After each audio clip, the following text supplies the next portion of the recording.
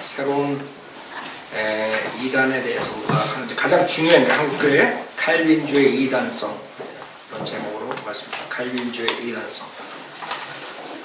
한국교회 망치는 제일 가장 큰 누르기 칼빈주의. 그 다음에 은사주의 두 가지가 지금 100년 동안 한국주의를 완전히 망쳐버렸어요. 많은 사람들이 칼빈주의가 뭔지 몰라요. 마르 칼빈주의 얘기하면서. 그렇기 때문에 우리를 비방하는 소위 그 킹제임스 성경 쓴다 한국 사람들이 이제 나오기 시작한데 우리 영향받아서 그 정동순이 이런 자들이 우리를 비방하면서 하는 말 중에 하나가 우리는 너무 극단적이다. 왜? 한국교회, 기독교의 잘못된 그런 것들을 너무 신랄하게 비난한다. 이렇게 합니다. 그러니까 그 사람들은 이 한국교회가 제대로 복음생활을 했었는데 좀 타락해가지고 지금 이런 일이 나온다. 이런 아이디어로 사역을 하니까 열매가 없는 거죠. 그러니까 하나님께서는 그렇게 생각하시는 거예요. 하나님께서는 절대로 그렇게 생각하지 않으세요. 왜? 이 칼빈주의를 여러분이 공부하다 보면 지금 이 칼빈주의는 존 칼빈에서 시작된 게 아니라 예수 그리스도께서 워닝했던 그 사탄의 그 독보리를 사도 바울이 있을 때도 마찬가지로 그 뒤로 바로 나온 그런 이단들이에요. 그 중에 물침례 중생에 대해서 우리가 봤죠. 그런 걸로 인해 가지고 사람들이 이단 교리를 가리키고 있었는데 이 체계화시키고 이걸 좀 사람들에 널리 보편적으로 전한 자가 누구냐면 어거스틴이에요. 어거스틴. 그래서 칼빈주의 그러면 존 칼빈이 아니라 사실 어거스틴주의예요. 그거를 칼빈이 더 해가지고 교단을 만들어 버렸기 때문에 칼빈주의 그러면 존 칼빈 이렇게 생각하지만 존 칼빈의 아이디어는 어거스틴에서 가져온 거예요. 그래서 칼빈주의의 기초를 보려면 제일 먼저 어거스틴을 연구해야 돼요. 그래서 한국 사람들이 왜 어거스틴을 존경하느냐 하면 장로교인들이 많아서 그런 거예요. 문제는. 그러니까 장로교에서 어거스틴을 비방하면 존 칼빈을 비방하는 거거든. 절대로 비방하면 안 돼. 어거스틴. 그 어거스틴이 누구예요? 캐토릭의 교리를 세운 자거든. 물론 그 전에 캐토릭의 이단 교리들이 있었지만 그 어거스틴이 구체화시킨 거예요. 성례라든가 물침례 짐승 이런 것들 그 전에 있었지만 어거스틴이 그걸 더 구체화시켰죠. 그러니까 어거스틴 그러면 서인들은 믿는 자가 아니라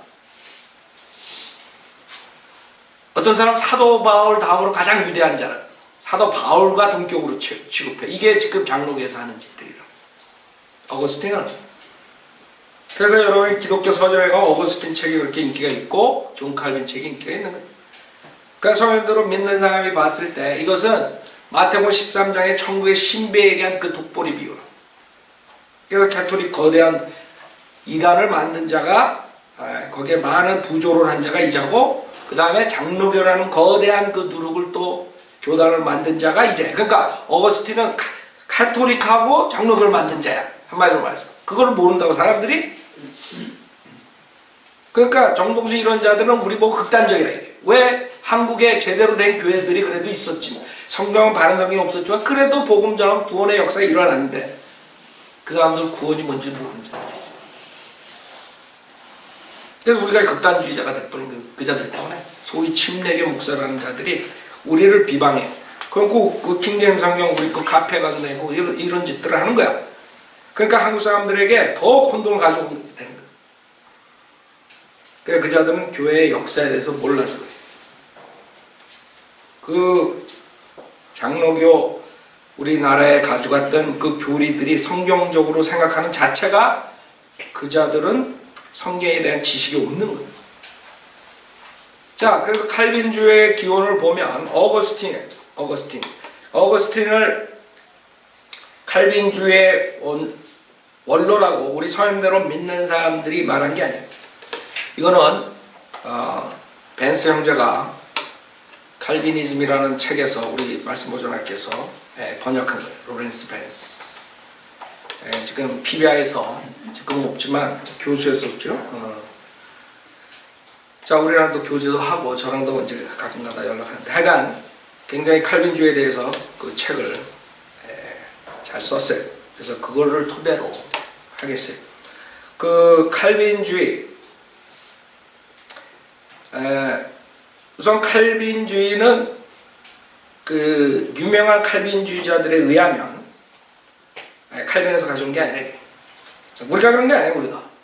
우리가 칼빈주의자들을 그렇게 만든 게 아니에요. 여기에서 유명한 칼빈주의자들 중에 베트이너라는 자가 있는데, 베트이너 자기 소견을 피력하기를 어거스틴은 이 책의 골자를 칼빈이 태어나기 1000년 전에 가르친 바 있다라고 했대.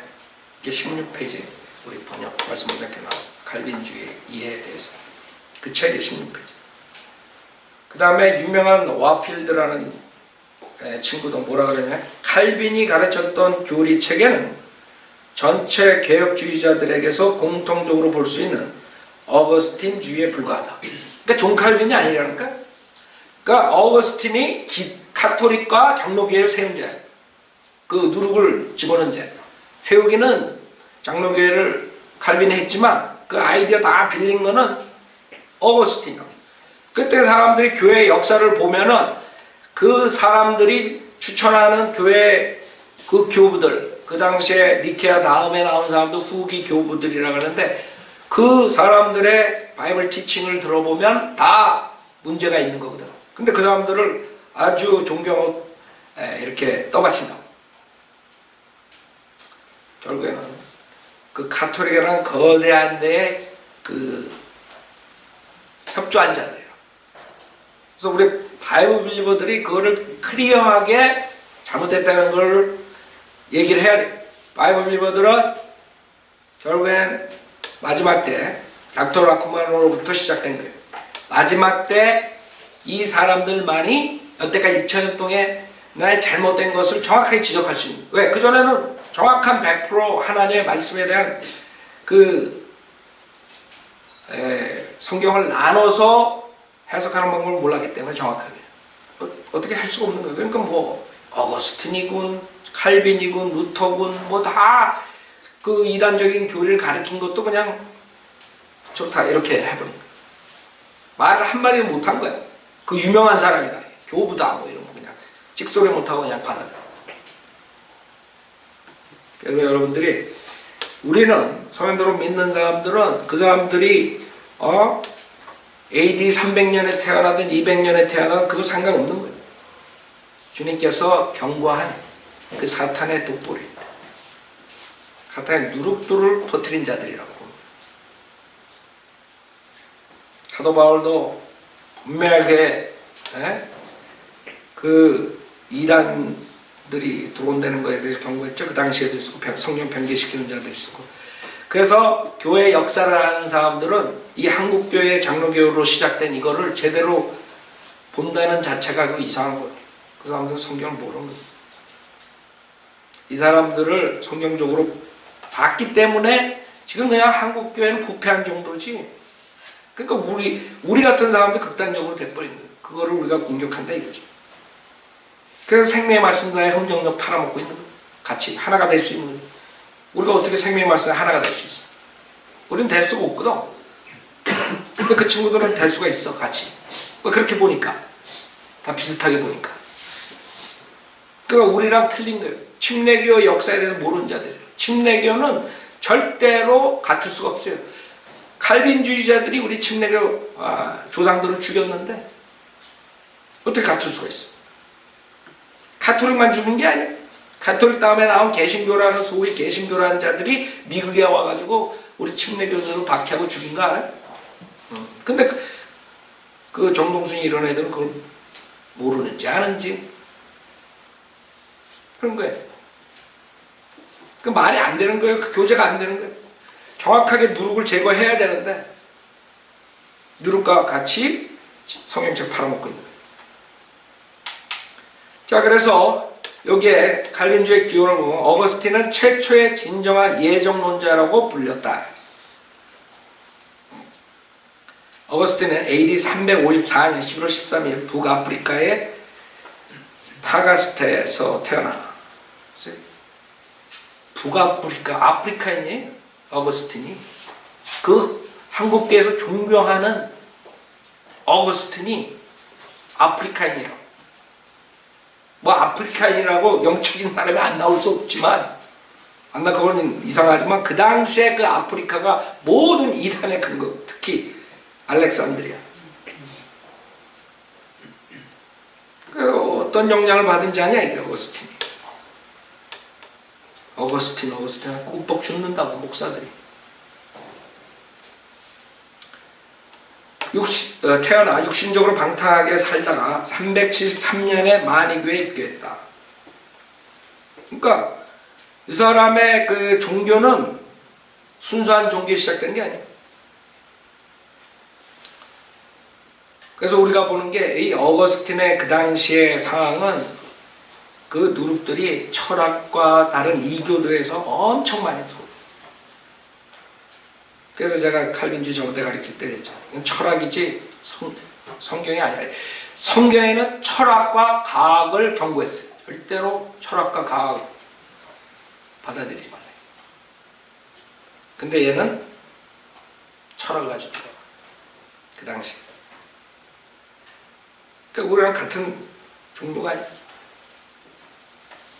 마니교는 창시자 마니 216년에서 276년 이름을 딴 것으로 페르시아의 조로아스터교를 바탕으로 해요. 조로아스터 뭐예요? 행이고의 행.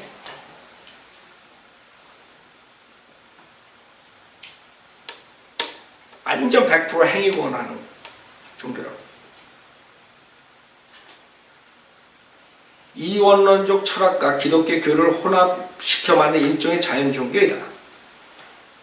세계를 두 개의 원리, 즉 선을 상징하는 광명과 악을 상징하는 암흑의 싸움터로 나눠 참된 사람은 빛에 속하고 죄의 사람은 암흑에 속한다고 보았다. 그들은 단식, 독신, 생활, 예배 등을 중요시하였으며 특히 그들의 구원론은 몸의 본질에 속박되어 있는 혼의 빛을 해방시키는 데 있다고 보았다. 여러분 뉴에이지 공부했죠? 좀 어디서 들은 것 같지 않아? 조금? 다 누룩들이 다 들어간 거예요.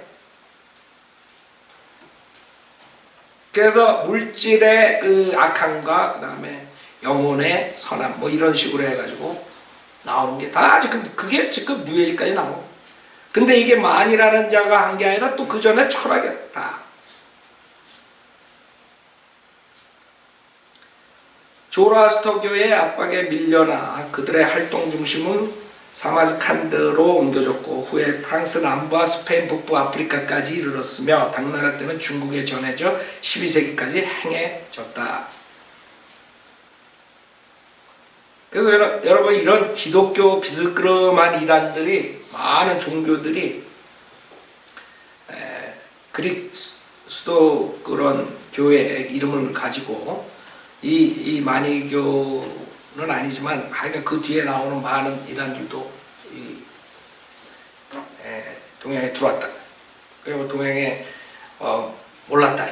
주님 예수님 죽으신 다음에 사도 바울 죽은 다음에 그 동양에서는 전혀 기독교에 대해서 몰랐다.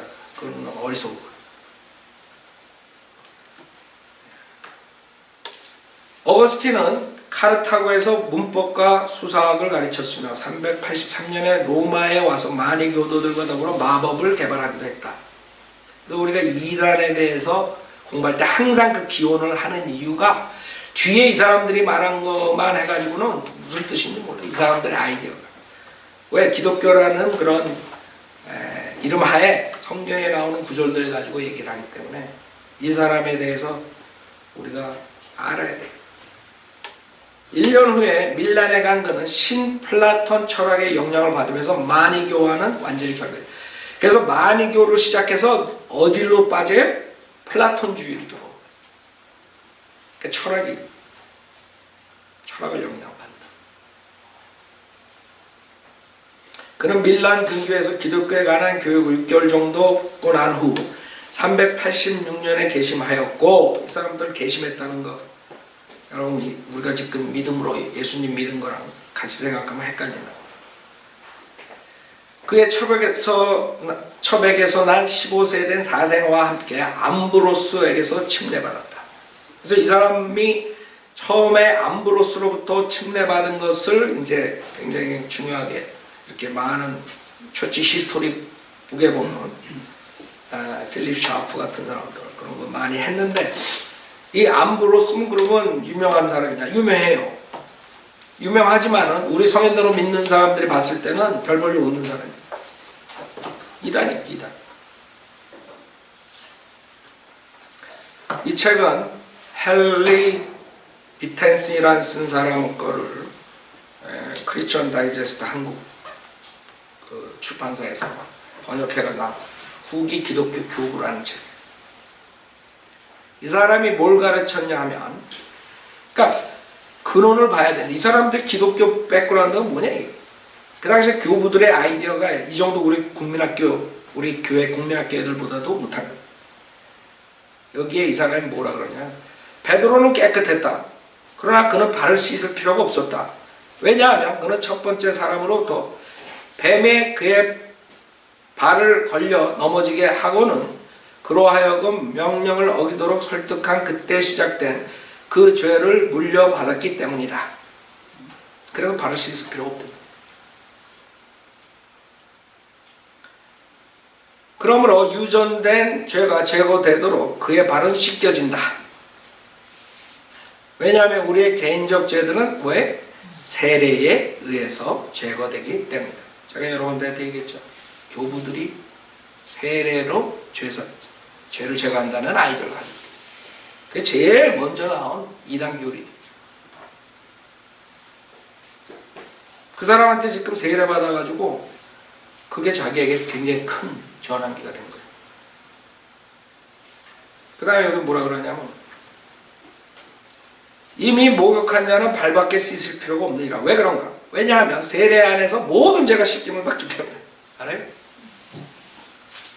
우리 침례 중생이에요.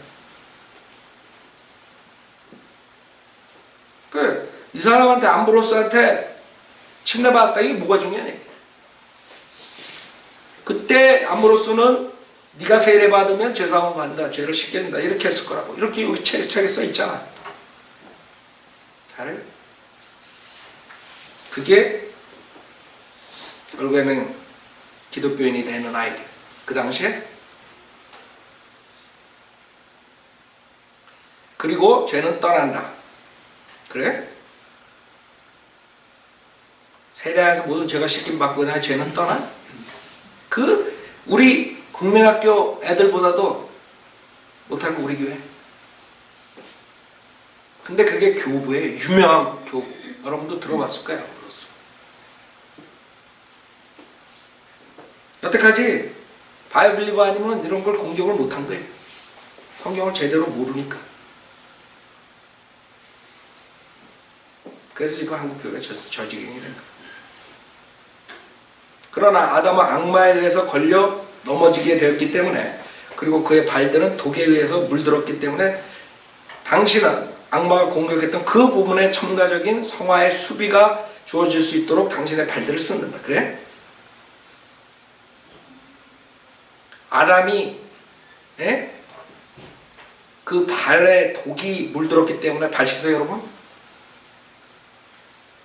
그래서 이후로는 악마가 당신의 발을 걸려 넘어지게 할 수 없도록 말이다.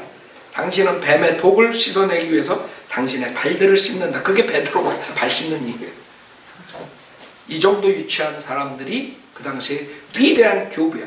그 교부에게 지금 어거스틴이 침례받은 거야.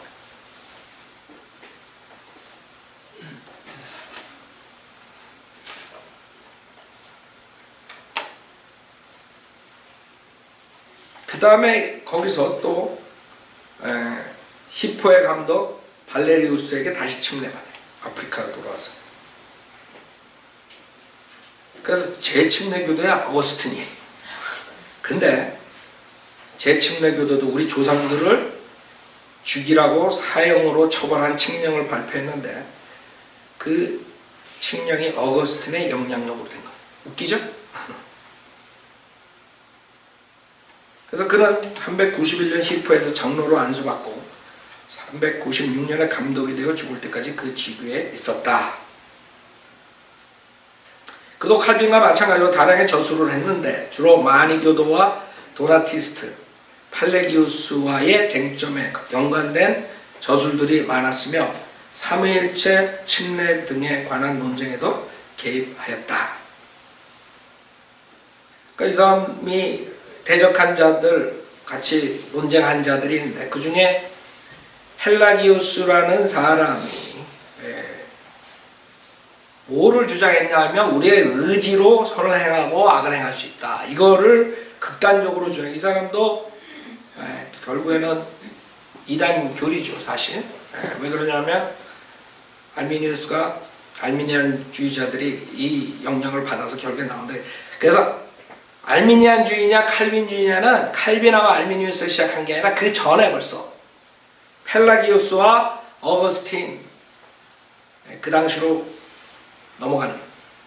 그러니까 펠라기우스의 그 자유의지로 우리가 선을 행할 수 있다, 이거를 극단적으로 반대하다 보니까 어거스틴이 돌아가지고 이제는 자유의지가 없다, 전적 타락이다까지 가리키다가, 그래서 전적 타락이라는 게 칼빈한테 넘어오는 거예요. 하나님의 도성도 마찬가지예요. 사람들하고 논쟁하기 위해서, 반박하기 위해서 쓰다 보니까 그게 나온 거예요. 그 거대한 책이 나온 건데, 그 당시에 로마의 그 멸망, 그 당시에 그것을 기독교 탓이다 이런 것들을 이제 반박하기 위해서 그렇게 시작한 게 이제 그런 책들을 가지고 나오는데, 어거스틴은 바이블리버가 아니기 때문에 자기의 의견과 철학적인 의견을 다 동원해 가지고 그 이교도들 그거에 반대가 논쟁하고 쓴 게 그게 하나님의 도성이라는 책이에요. 그래서 우리 성인들은 믿는 사람들하고 이 서적들하고는 전혀 연관이 없는 거예요. 근데 어거스틴이라는 사람이 사도 바울 다음에 가장 유명한 사람이에요. 그 다음에 칼빈, 이렇게 나온다, 사람들. 그래서 어거스틴은 개신교에서 칼빈주의 신학 체계를 형성한 사람일 뿐만 아니라 카톨릭 교리를 형성한 사람이기도 하다. 그래서 그 당시에 사람들뿐만 아니라 그동안 칼빈주의를 주장한 사람들의 그 인용 구조를 보면 로마 카톨릭에서 발견되는 거의 모든 오류는 어거스틴으로 거슬러 올라간다. 어거스틴은 진정한 의미에서 로마 카톨릭이 창시했다. 교황 권자를 지지하는 4개의 다리 가운데 하나였다. 완전히 카톨릭 교리를 성립한 사람. 근데 어떻게 그런 사람을 개신교 기독교에서 존경하고 무상화시키냐 이게? 왜 그런 줄 알아요? 칼빈 때문에. 칼빈. 왜? 어거스틴을 부정하고 칼빈도 부정해야 돼. 장사가 안 되는 거야. 장로교에 다 문 닫아야 돼. 요새가 우리가 나온 다음에 성인들을 믿는 사람이 한국교회 나온 다음에 이 지금 장로교 목사들이 아마 혼동 속에 있을 거야. 이거 예종론 가르쳤다가 금방 탄로날 거고 아주 고민해 있을 거야. 설교할 때. 에? 얼마나 고민되겠어요. 자기 장로교회 그 교회 문 닫아야 될 판인데. 라틴 카톨릭의 주요 신학의 창시자로서 한편으로는 히랍 카톨릭과 구별되고 다른 한편으로는 복음주의 개신교와도 구별된다. 자, 그래서 그 마태복음에 나오는 그런 천국 비유에 누룩이 나고 겨자씨가 나고 그런 모든 이단의 그 마귀들의 거처가 되는 거예요. 겨자씨를 뿌렸는데 거대한 나무가 돼버려요. 그 공중의 새들이 와서 거하는 거예요. 그게 캐톨릭이라고. 그 다음에 장로교회. 뭐 문제 있어요? 내가 얘기하는데 이 교회의 역사를 보면 내가 생각했을 때 그거라고. 그리고 2000년 동안 역사를 보면 그거예요. 우리나라 죽인 게 칼빈주의, 은사주의, 누룩이라고. 근데 우리가 그거를 신랄하게 비판한다고 소위 킹제임스맨이라 그런 사람들이 한국에 나와가지고 우리를 공격한다. 극단적이라 저 사람들. 한국 교회를 다 부정한다. 그뿐 아니라 어거스틴 일찍부터 신플라톤 철학의 영향을 받았기에 플라톤을 극찬하였으며 그로 인하여 기독교와 철학을 접목시키려고 여러 번 시도하였고 언제나 자신 안에서 철학자와 기독교인을 융합시켰다. 그거를 사도 바울이 경고한 거. 철학, 과학. 정확하게 2000년 동안 철학하고 과학으로 진화론을 만들고 뭘 만들고 뭐 정확하게 사도 바울이 지적한 거예요. 근데 이런 것을 안 받을 수 없는 게 그 당시에 어거스틴 나오기 전에 벌써 그 알렉산드리아 사상이라는 거는 그 철학자들부터 플라톤을 거쳐서 필로소부터 나온 거기 때문에 그거 어떻게 할 수가 없어요. 결국에 영지주의자들이 나오게 돼요. 그게 뉴에이지 우리 공부할 때 봤죠. 그래서 다 그런 아이디어였기 때문에 그게 내가 봤을 때 요한이 그 적그리스도에 대해서 예수 그리스도의 육체 오신 걸 부인하는 거 그게 거기에 이어집니다. 요한이 그때 그거에 대해서 적그리스도의 영인들이라 그랬잖아요.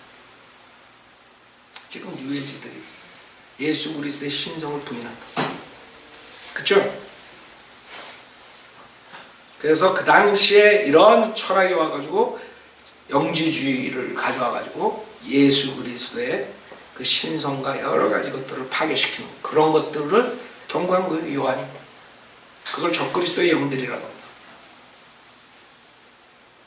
그게 지금 전주에까지 가르쳤던 뉴에이지에 연결해보면 뭐가 나오는 줄 알아요?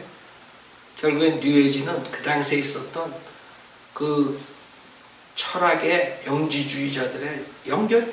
내가 봤을 때. 그럼 누구 지금까지 서바이벌 해가지고 이제 마지막에 전 세계 종교를 하나로 묶는데 예수를 없애는데 최고라고 그게 그 철학적인 사상. 그 철학적인 사상을 가지고 사람들을 이제 가리키면 예수 그리스도의 보혈의 능력으로만 구원받는다는 게 싹 없어지는 거죠. 이렇게 되는 거예요. 그래서 하나님 그 말씀과 그 교회 역사 2000년에 보면은 답이 나와 있는데 우긴다고. 우리가 극단적이래. 그 자들은 어거스틴, 칼빈을 존경한단 말이에요. 아, 그런 오류가 있지만은 그래도 그 사람들 기독교에 헌신한 사람 뭐 어쩌고 저쩌고 유명한 기독교의 사람들이다. 뭐 이렇게 나온다. 우리는 아니 올시던데 이 기독교에 그 누룩을 집어넣은 자들이라고 우리는 평가하는데 그 사람들은 존경한다. 거기서 우리랑 같을 수가 없어요. 근데 자기네들이 바이블 리버래. 웃기지도 않죠. 그래서 내가 그렇게 인터넷에 올려놓은 거예요. 바이블 리버들이 아니다.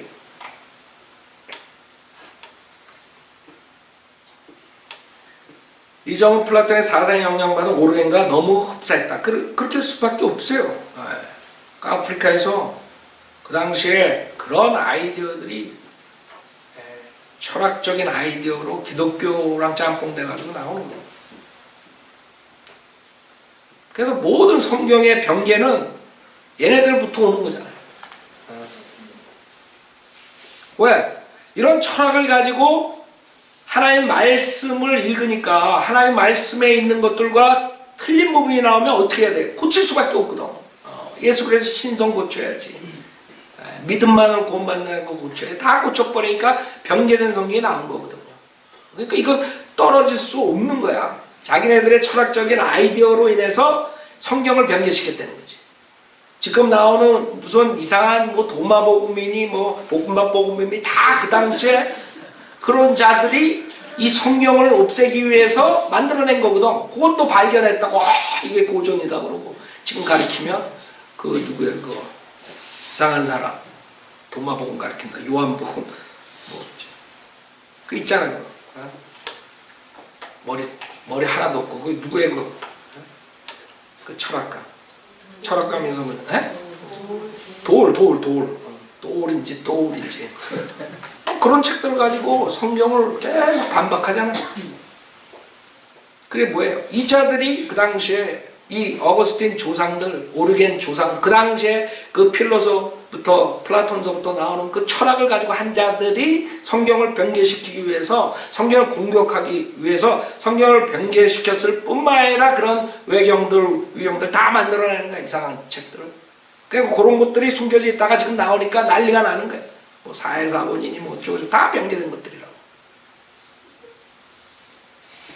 그래서 우리는 알죠, 그거를. 아, 이것들이 다 이게 누룩들이 들어간 것들이구나. 그럼 우리는 그 가치를 두질 않는다.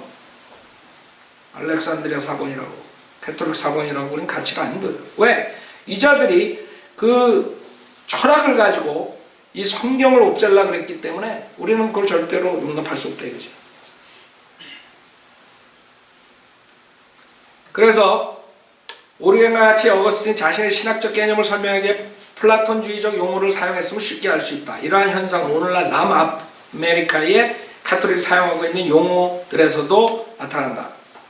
칼빈주의자인 와필드도 이 점에 관하여 말하기를 어거스틴의 기독교적 철학은 대부분 플라톤주의적 자료들로 이룩된 것이다 라고 했다. 지네들이 그러니까 칼빈주의 목사들이 왜 철학을 할 수밖에 없느냐, 그 신학교에서 왜 개똥철학을 가르칠 수밖에 없느냐, 자기 조상이 거기서 가져가. 우리 사람들은 믿는 사람은 성경을 공부하지. 그럼 개똥철학 공부하는 거야.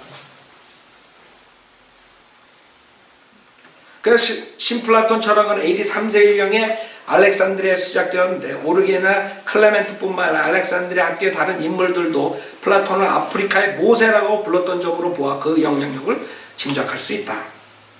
플라톤이 아프리카의 모세야. 여러분 몰랐죠? 그러니까 철학과 기독교가 어떻게 짬뽕이 되는가 여러분이. 그래서 이렇게 성경 변비가 나오고 교리가 이상한 것들이 나옵니다. 이 신플라톤주의의 창시자는 알렉산드리아의 철학가 사카스였으며 가장 열렬한 지지자는 카톨릭 철학자 플로티누스로서 그가 그 교리를 로마로 가져갔고 밀란에 있는 어거스틴에게도 금욕주의 원리를 전해주었던 것이다. 그러나 플라톤이 영혼의 윤회를 믿는 다신교주의자이며 진화론자일 뿐 아니라 하나님을 전혀 알지 못한 이교도임은 누구나 알고 있는 사실이다. 여러분은 플라톤 쫓아가지 않나? 손을 들어 믿는 사람.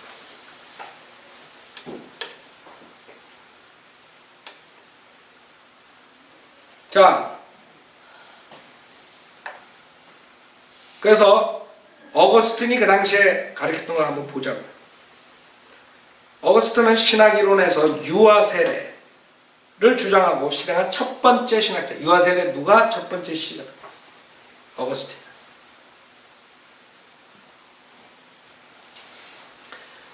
유아 세례를 반대한 사람은 누구라도 저주의 대상이 되었으며 특별히 유아가 세례를 받음으로써 지옥의 멸망에서 해방되고 영원한 구원을 받는다는 자신의 이론에 반대한 사람들은 저주의 대상이 되었다. 어거스틴은 유아 세례를 받지 않고 죽으면 림보, 즉 천국과 지옥 사이에 있는 아기의 영혼이 머무는 곳에 간다고 했다. 그러니까 아기들한테 지옥 간다 그러면 너무한 거 아니냐? 그렇죠? 그러니까 림보에 간다. 다 인간의 철학이에요. 인간의 철학. 성경과 전혀 무관한 거예요. 우리 성경에 보면 아이들은 지옥에 안 가요.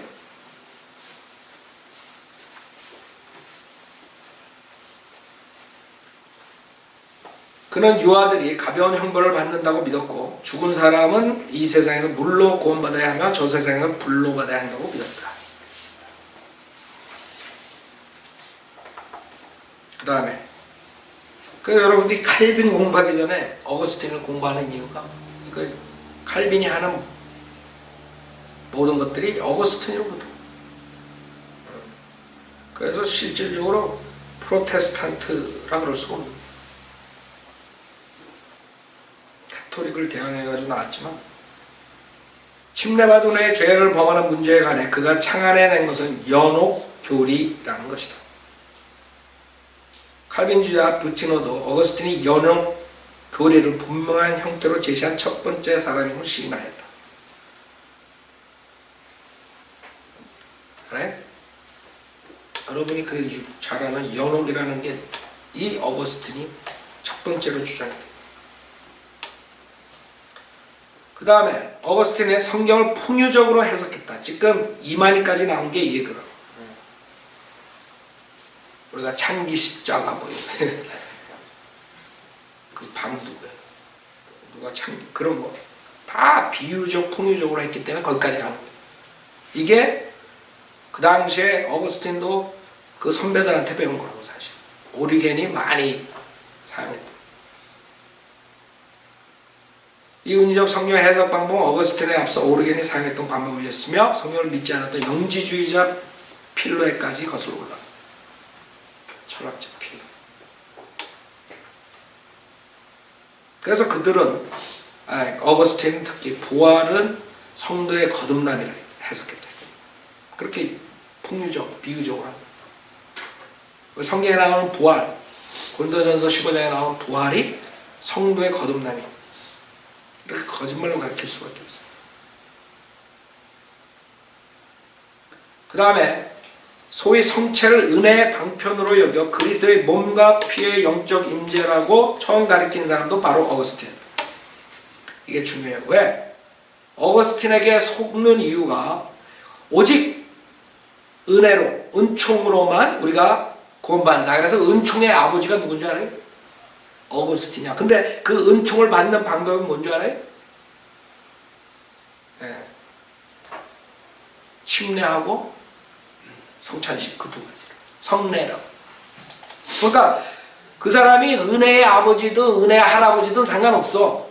그 사람이 은혜 받는 방법과 우리가 은혜 받는 방법은 틀린 거예요.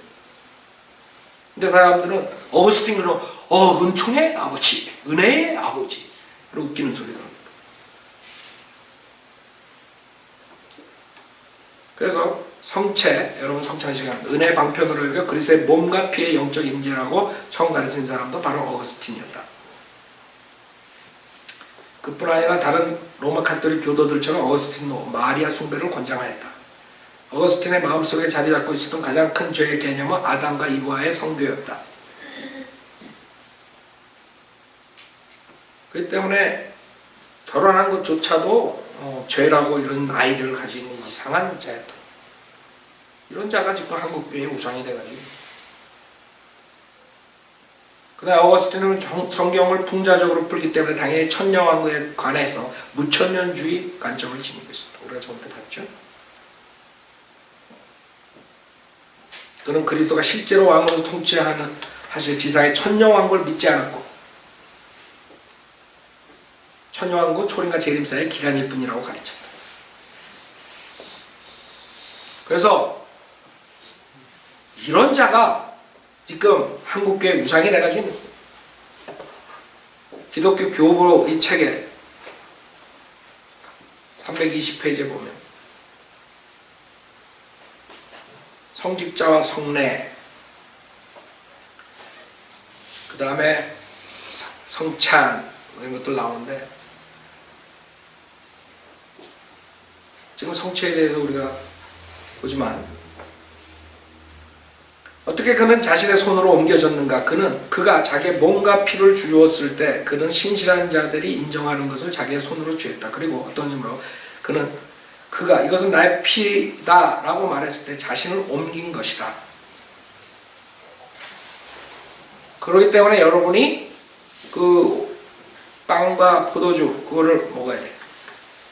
주님은 이 양식과 음료가 그의 몸과 그의 지체들의 교제로 이해되기를 원한다. 그 교제는 예정되고 부름받고 우러워지고 영화로워진 신실한 사람들과 성도들 안에 존재하는 거룩한 교회다. 그리스도의 몸과 피의 단일체의 성찬은 주님의 상에서 준비되고 주님의 상으로부터 받아지는데 어떤 사람들에게는 생명을 가져다 주고 성찬에 대해서 다른 사람들에게 파멸을 가져다 주고 그건 무슨 말이냐면 이 성체에 참여하고 성찬식에 참여하는 사람들 그 사람들이 생명을 주는 거예요. 근데 유다 같은 사람이 나오니까 지금 그런 게 유다도 그걸 주님의 만찬식에 참여했었잖아. 그러니까 그런 자들은 파멸을 가져든다. 이렇게 이제 빗겨나가는 거예요. 그러나 그 실체 자체는 이것이 그것의 성찬인데 그것에 참여하는 모든 사람에게 생명의 수단이지 결코 멸망의 수단이 아니다. 그래서 실질적으로 이 성체, 신비로운 방법으로 주님께서 변화를 하는 거예요. 그걸 받아 먹을 때 실질적으로 주님의 몸과 피를 마시는 거예요. 여러분들이 이 성찬식 왜 그 가톨릭에서 그게 중요한가? 그 사람들은 실질적으로 그 은혜를 받는 수단으로 사용하는 거죠.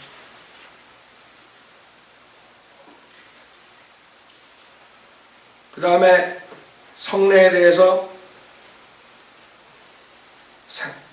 보면 그 위에서 하나님의 이름이 불려지는 물은 물침례에 대한 거죠. 비록 그 이름이 불경하고 타락된 사람에 의해 불리어질지라도 불경하지 않으면 오염되지 않은 것이다.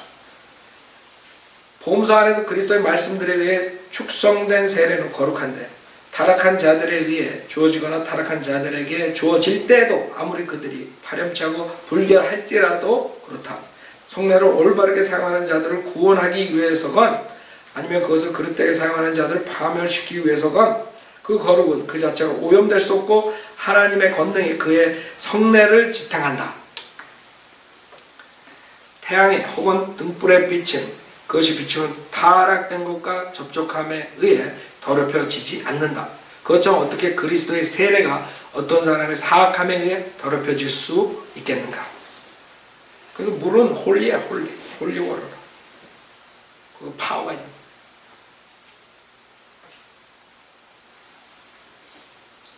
마지막 날에 우리에게 주어질 영생을 받기 위하여 우리는 믿음의 바탕 위에서 죄를 사면해준 선물에 하나님 관대함의 선물을 받는다. 과거의 모든 죄가 사면될 때 중생은 성령을 통해 일어난다. 왜냐하면 주님이 물과 성령으로 새로 나지 않으면 우리가 거듭남에 대해서 설교할 때 들었죠. 하나님의 나라에 들어갈 수 없다라고 말했기 때문이다. 그래서 이 사람들은 물을 물침례, 물세례로 얘기하는 거예요. 성령으로 나는 것과 성령에 의해 먹게 되는 것은 별개의 문제다. 완전한 사랑은 성령의 열매다. 그러나 이것은 죄의 사면에 관계된 선물에 의해 선행된다.